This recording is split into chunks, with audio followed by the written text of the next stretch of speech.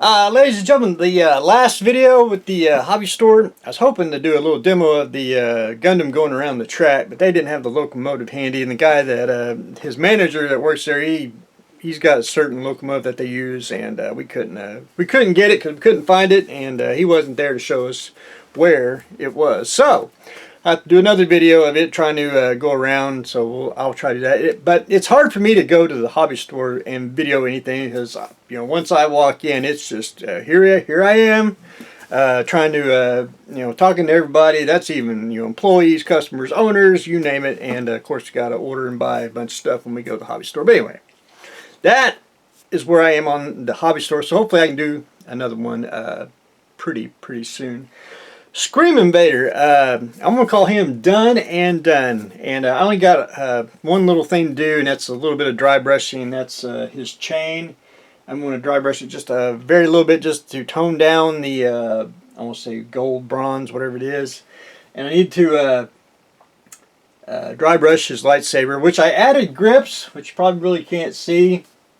I just took a styrene strip, cut it down, and super glued some grips on there. That's about all I really can do on the lightsaber because it's not really accurate by no means. It doesn't even look like, you know, what he's supposed to have. It looks good on the figure, but I'm just going to do a little dry brushing, and I won't call it done on that. The blade, I went ahead and tinted it a Tamiya clear red, which we're just about out, and it's kind of spotted in certain places because when I let it, I basically just let it drip all the way down, and it gives it the effect of, you know, it ain't just a solid piece of you know, clear acrylic. You know, it does have spots in there, like, you know, hopefully it'll look like a blade to other people. To me it does, but you know, it just gives it a little more definition the way we like it. So we got that in. That just goes in real easy. That'll be separate once. That'll be in a little baggie when I ship it to you. And it does work. Now it's not the brightest. You can probably maybe see it right there. It's real bright here, but it don't. You know, it won't light up the whole thing. I can't do that. You know, make it completely. You know, totally bright. But anyway, my battery's about dead on here. But the belt did work. And that's pretty much all the lights on there. I went in and painted the chest box, which was kind of a combo of Empire and A New Hope. Just kind of good in the colors there. I went back in with Future, and I sprayed him. Sprayed his helmet. I sprayed chest pieces, his boots, everything. So it's glossy, but it's not. I mean, just, you know, bright gloss where you need you know, put decals on. But anyway, I did get that on. I did. Well, you probably may not be able to see it. I better do this before I get. Well, let's try to do it. I did somewhat paint the back there a little bit on his top of his head. Again, there ain't no detail on here, so you're really just kind of up in the air. Plus, he's going to have his you know, helmet on all the time, so we are good to go on that. One thing about the base, now, again, if you want to change base, you can. This is just a good way for me to do it. And until you get you a new base, you know, it does work. All you got to do is, again, get you a pilot hole, and wherever you want his foot at, drill a hole and then take a screw and go from underneath and screw his foot down, and he will be pretty darn secure to the base. So, he's just about done. Now, I did add a brass rod in this foot, so if you want to change another base, you can. You can also drill a hole and you know, put him in a different base if you so desire. Wiring, again, this is how I update people. He's going to have two wires, a black and a red one, running down his tube there on his foot. You're going to get you're not going to get the battery. Battery's dead, and that's my only 9-volt. But anyway, you're going to get you a switch here. Your batteries are going to be on the outside. I don't really like necessarily do bases that are big and bulky to hide the battery. You can get you some risers and put underneath the base, and you can slide the battery on there if you want to so desire.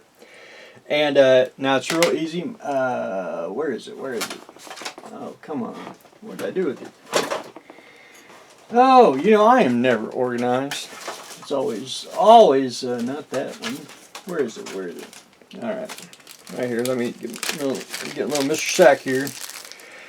All right. Basically, you're going to get, you're going to take red wire, hook to red wire, black wire to black wire. That's about the easiest way I can explain it, and I try to keep it that way, color-wise, so there shouldn't be no problems, you know, hooking the switch to the model itself, and he should be ready to rock and roll. So, I'm going to let him dry for about a day, and then I want to get him take pictures, and then we're going to send him off his merry way, and then we're going to work on the Reliant B, which again, all models, when I say this, all models tell a story, and don't care what it is, don't care if it's in the box, don't care if it's been built, but anyway, this was done for a, I want to say a college project, and he wanted it refurbished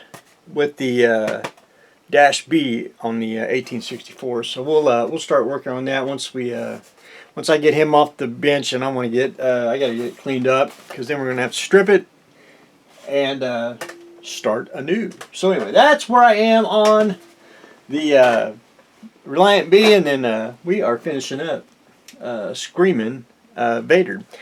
The EM50, I am almost done with it, and I'll probably do one more video on it. And last I left off, I got all the mask off. I painted the side panels. I don't know if I mentioned that before. A little more darker gray. I'm probably going to add just a little bit of a wash on it, and pretty much be done. It's got a black stripe on the side there, and I don't paint stripes. I buy drafting tape. You can get that in all different thickness and size. You can get vinyl. You can get, I want to say it's more of a like tape, masking tape. Again, this is what I use for trim. I don't believe in painting if you can use trim. So I got that on there.